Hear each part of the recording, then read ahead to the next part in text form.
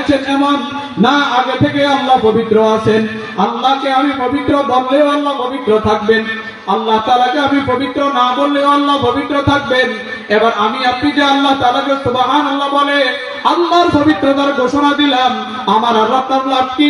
আল্লাহর বলেন মান্না করদম ফাকে আসে তাসবিহ শাহ, মান্না করদম ফাকে আসে তাসবিহ শাহ, ফাকে আমেরিকা শাওয়াদ দুররে ফাশা, মান্না করদম খলকে আদে সোজে কুনাম, বলকে কাবার জিন্দেগি বরতা কুনাম।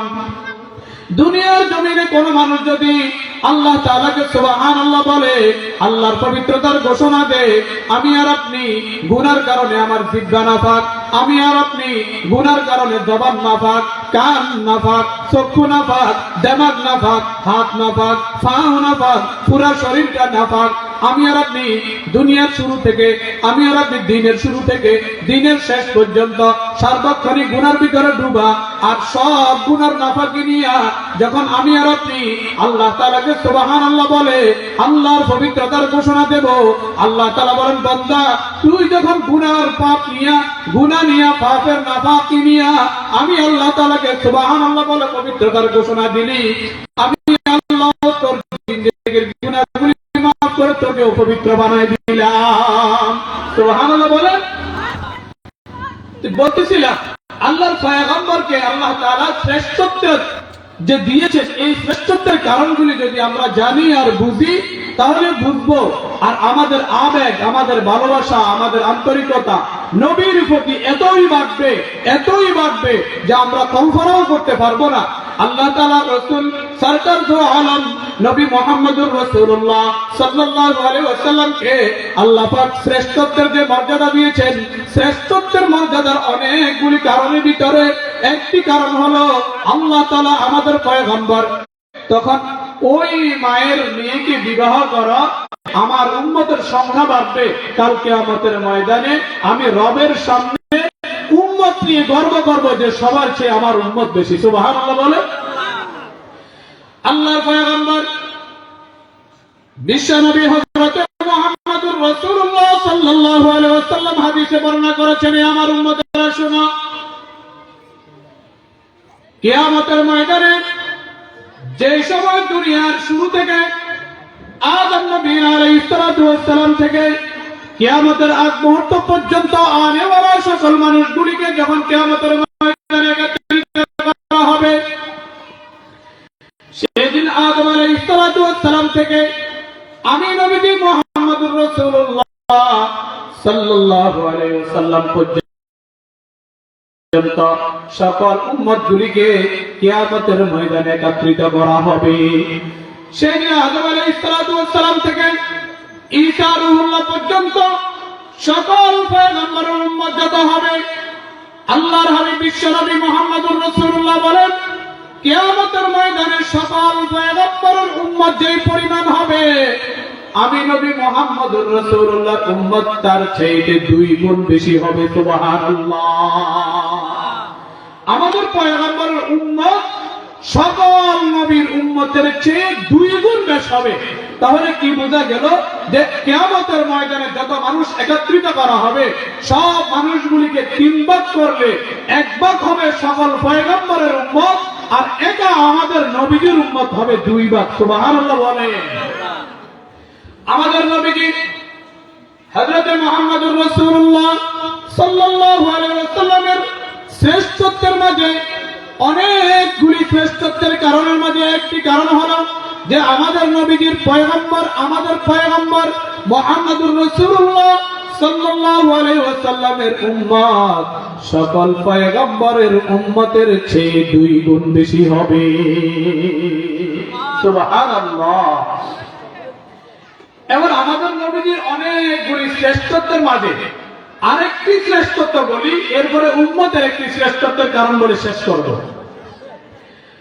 আল্লাহর হাবিব বিশ্বনবী মুহাম্মদুর রাসূলুল্লাহ সাল্লাল্লাহু আলাইহি ওয়াসাল্লাম বলেন, কিয়ামতের ময়দান যেদিন কায়েম হবে, সেই দিন সব মানুষগুলির মুখে একটি কথা থাকবে, ইয়া নাফসি ইয়া রাব্বি নাফসি, ইয়া রাব্বি ইয়া নাফসি।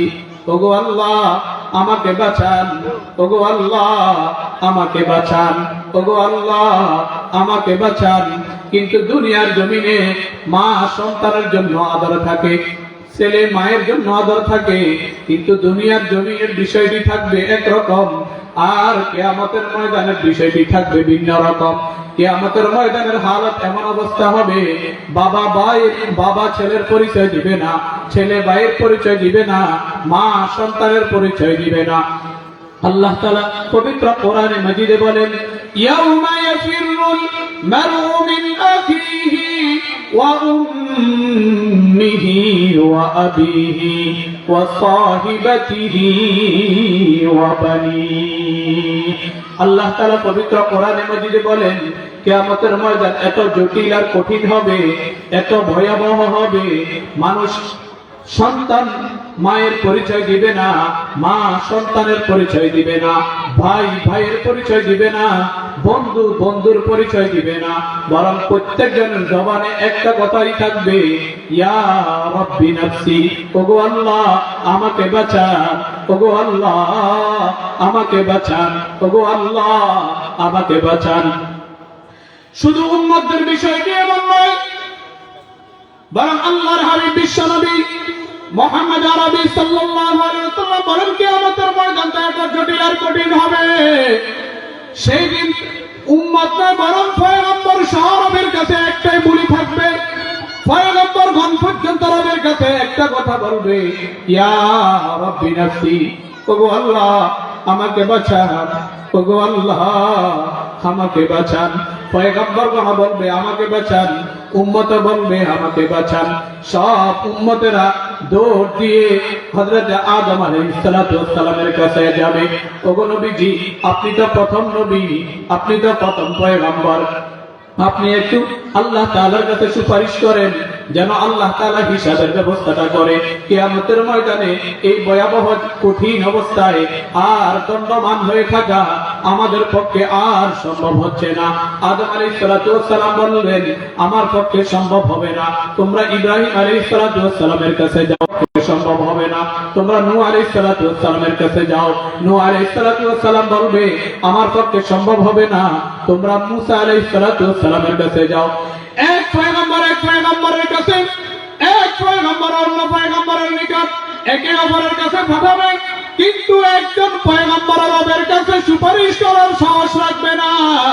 প্রত্যেকজন পয়গম্বর একই কথা থাকবে, ইয়া রাব্বি নাফসি, ইয়া রাব্বি নাফসি, ওগো আল্লাহ আমাকে বাঁচান, ওগো আল্লাহ আমাকে বাঁচান। উম্মত বলবে আমাকে বাঁচান, পয়গম্বর বলবে আমাকে বাঁচান। কিন্তু আল্লাহর পয়গম্বর হযরত মূসা আলাইহিস সালাতু ওয়াস সালাম বলবে, এর উম্মতেরা পাগলের মতো একবার এইদিকে দৌড়াও, একবার এইদিকে দৌড়াও, একবার এইদিকে যাও, একবার ওইদিকে যাও। আজকের কিয়ামতের ময়দানে এইদিক সেদিক দৌড়ায় কোনো লাভ হবে না। যদি তোমরা একটা মানুষের কাছে যাইতে পারো, তিনি হয়তো রবের কাছে সুপারিশ করতে পারবে, তিনি ছাড়া আর কেউ সুপারিশ করতে পারবে না। তিনাকে জিজ্ঞেস করা হবে সেই ব্যক্তিটাকে। হযরত মূসা আলাইহিস সালাতু ওয়াস সালাম সেদিন উম্মতকে বলবে, উম্মতরা শোনা, আজকে যদি রবের সামনে যদি সুপারিশ করার কারো সাহস থাকে, তিনি হবে একমাত্র মুহাম্মদুর রাসূলুল্লাহ সাল্লাল্লাহু আলাইহি ওয়াসাল্লাম। আল্লাহ পয়গম্বর মুহাম্মদুর রাসূলুল্লাহ ব্যতীত আর কেউ সুপারিশ করতে পারবে না। সেই দিন সব উম্মতগুলি আমাদের পয়গম্বর মুহাম্মদুর রাসূলুল্লাহর কাছে যাবে, আমাদের পয়গম্বরকে পাওয়া যাবে না, তিনি মাকামে মাহমুদের শেষদারত অবস্থায় থাকবেন। সেদিন আল্লাহ তাআলার কাছে তিনি রবের সামনে মাকামে মাহমুদে গিয়ে শেষদা অবস্থায় আল্লাহ তাআলাকে বলবেন, রব্বি হাবলি উম্মতি, রব্বি হাবলি উম্মতি। সকল উম্মত বলবে, ওগো আল্লাহ আমাকে বাঁচান। সকল পয়গম্বর বলবে, ওগো আল্লাহ আমাকে বাঁচান। আর আমাদের নবীজি আল্লাহ তাআলার কাছে বলবে, ওগো আল্লাহ আপনি আমার উম্মতকে বাঁচান। সুবহানাল্লাহ। সেদিন আমাদের পয়গম্বর হযরত মুহাম্মদুর রাসূলুল্লাহ সাল্লাল্লাহু আলাইহি ওয়াসাল্লাম রবের কাছে সুপারিশ করবে, আর আল্লাহ তাআলা সেদিন আল্লাহ আমাদের পয়গম্বর হযরত মুহাম্মদুর রাসূলুল্লাহকে বলবে, ইরফা রাসাকা ইয়া মুহাম্মদ, হে মুহাম্মদ মাথা উঠাও, সিজদা থেকে মাথা উঠাও। আল্লাহর পয়গম্বর বলবেন না, যতক্ষণ পর্যন্ত আমার সুপারিশ কবুল হবে না ততক্ষণ পর্যন্ত মাথা উঠাবো না। আল্লাহর পক্ষ থেকে বলা হবে ইরফা রাসাকা ইয়া মুহাম্মদ, মাথা উঠাও, সুপারিশ করো, যেটা তুমি সুপারিশ করবে সেটাই কবুল করা হবে। এবার বলেন তো সেই কিয়ামতের ময়দানে পয়গম্বর হইতে উম্মত পর্যন্ত সবাইকে বাঁচানোর জন্য সুপারিশ যিনি করবে তিনার নামই হলো হযরত মুহাম্মদুর রাসূলুল্লাহ সাল্লাল্লাহু আলাইহি ওয়াসাল্লাম। এবার বুঝেন যে আমাদের পয়গম্বরকে আল্লাহ তাআলা শ্রেষ্ঠত্ব মর্যাদা, শ্রেষ্ঠত্ব দিলেন, যে আমাদের নবীজিকে আল্লাহ তাআলা যে শ্রেষ্ঠত্ব দিয়েছেন, শ্রেষ্ঠ নবী ঘোষণা দিয়েছেন। আমাদের নবীর শ্রেষ্ঠত্বগুলি যতই জানবো ততই নবীর প্রতি আবেগ আর ভালোবাসা এতই বাড়বে, নবীর সুন্নাত পালন ছাড়া আমাদের আর কোন রাস্তার সুযোগ থাকবে না। আমার কথাগুলি বুঝতেছেন? তাহলে আমাদের নবীজির মর্যাদা কম না বেশি বলেন তো? তাহলে নবীর মর্যাদা যত বেশি, নবীর মর্যাদায় মর্যাদাবান হতে হলে নবীর সুন্নতকে আঁকড়ে ধরতে হবে। নবীর মতো যদি চলি, নবীর নিয়মে যদি চলি, নবীর নিয়ম পদ্ধতিতে যদি চলি, তাহলে আমাদেরও দাম বাড়বে না কমবে বলেন তো? আর জোরে বলে অনেক বাড়বে। এবার আমাদের নবীজির আরেকটি শ্রেষ্ঠত্ব হলো যে নবীজি মুহাম্মদুর রাসূলুল্লাহ সাল্লাল্লাহু আলাইহি ওয়াসাল্লামকে আল্লাহ পাক হাউজে কাউসার নামক এক দামি পানি দান করবেন। সুবহানাল্লাহ বলেন। যেটি অন্যান্য পয়গম্বরকে আল্লাহ তাআলা দিবেন না, বরং এটি আমাদের নবীজি মুহাম্মদুর রাসূলুল্লাহর জন্য খাস থাকবে। আল্লাহর হাবিব বলেন, আমার কোন উম্মত যদি একবার আমি নবীজির হাতে যদি হাউজে কাউসার পানি পান করে, চিরতরে আর পানির পিপাসা লাগবে না। সুবহানাল্লাহ। তাহলে বলেন তো আমরা কি নবীর হাতে হাউজে কাউসার পানি পান করতে তৈরি আছি তো? ইনশাআল্লাহ। আল্লাহ আমাদের সবাইকে কবুল করুন, করি আমিন। এবার উম্মতের অনেকগুলি শ্রেষ্ঠত্ব, আমাদের পয়গম্বরের শ্রেষ্ঠত্ব যদি বলতে যাই 26 থেকে 27টা মতো বলা যাবে, কিন্তু এই সময়তে তো সম্ভব না। আজকের মতো 4টা বলেছি। এবার আমাদের উম্মত, আমরা সব বয়ানে সব আলোচনায় শুনি যে আমাদের উম্মতের দাম অনেক বেশি। এখন আমাদের উম্মতের দাম এত বেশি কেন? কি কারণে আমার উম্মতের মর্যাদা এত বেশি? উম্মতের শ্রেষ্ঠত্বগুলি যদি আমরা জানি, আমরা বুঝবো আমাদের দাম এত বেশি কেন। তাহলে অন্তত পক্ষে 1-2টা অন্তত আমাদের মর্যাদার বিষয়গুলিও জানা দরকার আছে কিনা বলেন? অনেকগুলি শ্রেষ্ঠত্বের মাঝে একটা শ্রেষ্ঠত্ব বলি, যে আয়াতে কারিমা আপনাদের সামনে তেলাওয়াত করেছি। وَكَذَلِكَ جَعَلْنَاكُمْ أُمَّةً وَسَطًا لِتَكُونُوا شُهَدَاءَ عَلَى النَّاسِ وَيَكُونَ الرَّسُولُ عَلَيْكُمْ شَهِيدًا। এই আয়াতের তাফসীরওয়ালা লিখেছেন যে আল্লাহ তাআলা কিয়ামতের ময়দানে যখন হিসাব কিতাবের ব্যবস্থা হবে, নূহ আলাইহিস সালাতু ওয়াস সালামের উম্মতদেরকে আল্লাহর পয়গম্বর হযরত নূহ আলাইহিস সালাতু ওয়াস সালাম 950 বছর দাওয়াত দিয়েছে। কত বছর? 950 বছর দাওয়াত দিয়েছে। কিন্তু আল্লাহ তাআলা কিয়ামতের ময়দানে যখন জিজ্ঞাসা করবে, হে নূহ আলাইহিস সালামের উম্মতেরা, তোমরা যে আজকে জাহান্নামে চলে যাচ্ছ, তোমাদের কাছে কি আমার পক্ষ থেকে পয়গম্বর যায় নাই? দ্বীনের দাওয়াত কি তোমাদেরকে দেয় নাই? কালিমার দাওয়াত কি দেয় নাই? সেদিন উম্মতেরা রবের সামনে বলবে, ওগো আল্লাহ, আমাদের কাছে কোনো পয়গম্বর যায় নাই, দ্বীনের দাওয়াত দেয় নাই। আচ্ছা, ঘটনা কি সত্য না মিথ্যা? একেবারে মিথ্যা। অথচ নূহ আলাইহিস সালামের পয়গম্বরের যোগ যদি আপনি তালাশ করেন, দেখবেন নূহ আলাইহিস সালাম দ্বীনের দাওয়াত দিতেন সকাল থেকে সন্ধ্যা পর্যন্ত। দিতে দিতে ক্লান্ত হয়ে যেতেন। আল্লাহর পয়গম্বর আল্লাহকে আবার জিজ্ঞাসা করতেন, আল্লাহ, আগামীকাল আমার কি কাজ? বলে, আজকে যেই কাজ করেছো আগামীকালও সেই কাজ, উম্মতের কাছে কালিমার দাওয়াত দিবে। আর উম্মতের হালত কি ছিল? নূহ আলাইহিস সালাম যখন আসতো, দেখতো রাস্তা থেকে উম্মত সরে যেত। শুধু এতটুকু না, নূহ আলাইহিস সালাম আসতে দেখলে ভিন্ন দিকে ফিরে থাকতো, যেন আমাকে দাওয়াত না দেয়। শুধু এতটুকু না, নূহ আলাইহিস সালাম দাওয়াত দেওয়া শুরু করলে কানের ভিতরে আঙুল দিয়ে রাখতো, যেন পয়গম্বর কিছু বললে আমরা না শুনি। বলেন তো উম্মত কত জটিল আর কঠিন ছিল? এই উম্মতদেরকে প্রতিদিন এইভাবে সকাল থেকে সন্ধ্যা নবী নূহ আলাইহিস সালাম 950 বছর পর্যন্ত দাওয়াত দেওয়ার পরেও, পয়গম্বর দাওয়াত দেওয়ার পরেও আল্লাহ তাআলা যখন কিয়ামতের ময়দানে জিজ্ঞাসা করবে, বলবে আমাদের কাছে কোনো পয়গম্বর যায় নাই, দাওয়াত দেয় নাই। এবার বলেন তো ঘটনা সত্য না মিথ্যা? একবারে মিথ্যা না?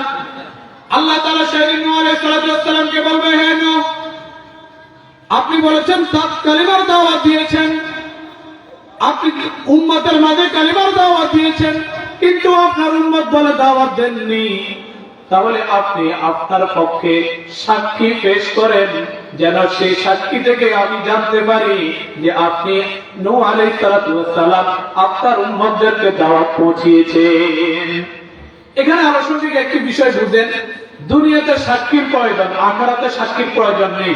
দুনিয়াতে সাক্ষীর প্রয়োজন কেন? কারণ হলো বিচারক যারা থাকে এরা ঘটনা যেখানে ঘটে সেখানে বিচারক থাকে না, যার কারণে সাক্ষীদের সাক্ষ্য নিয়ে তারা বিচার করতে হয়। বলেন তো, দুনিয়াতে যে ঘটনা ঘটতেছে এটা কি আল্লাহ দেখেন না? তাহলে এরপরেও সাক্ষী চাইবেন কেন?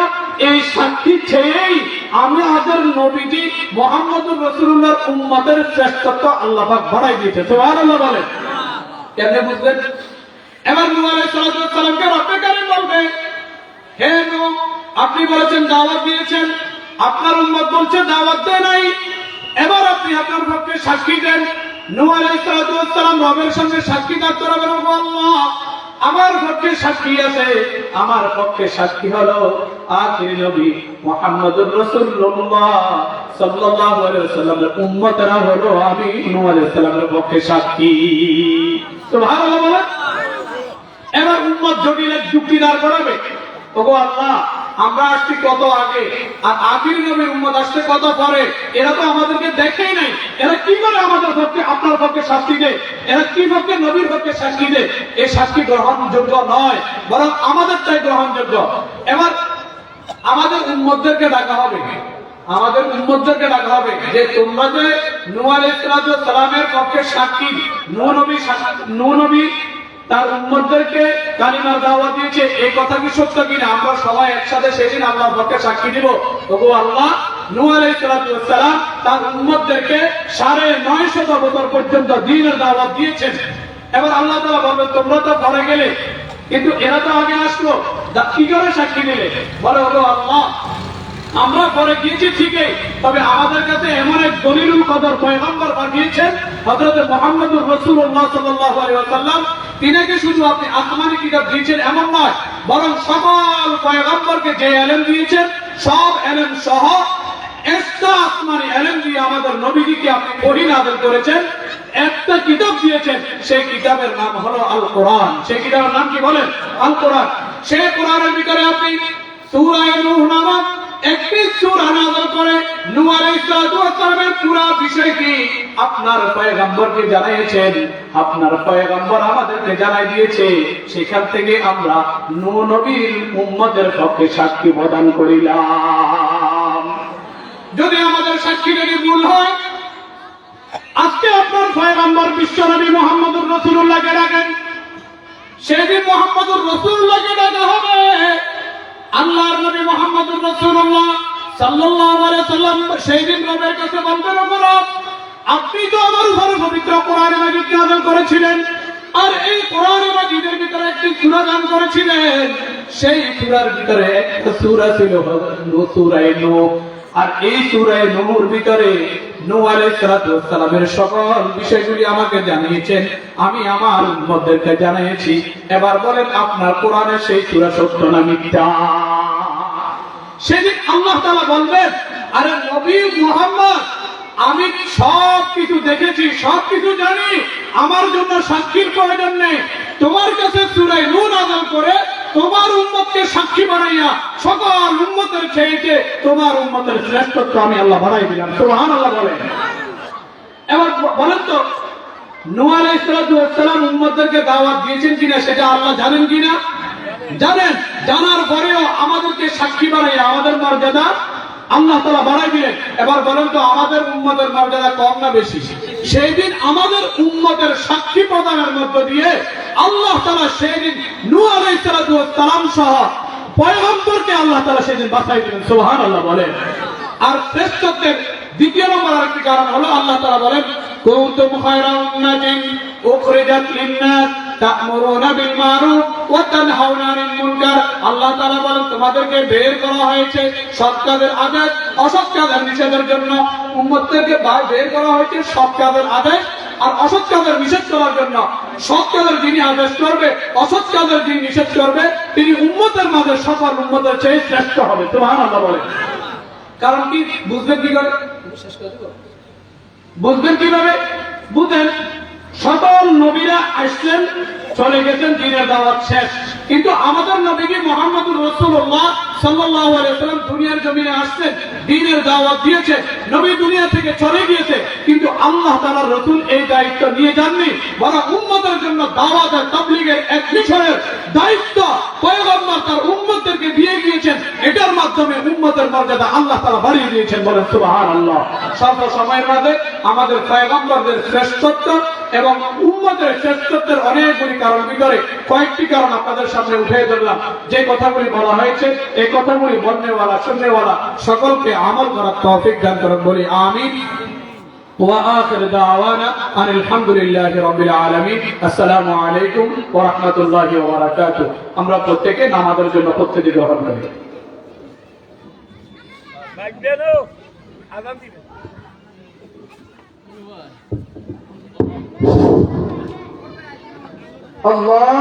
আল্লাহু আকবার, আল্লাহু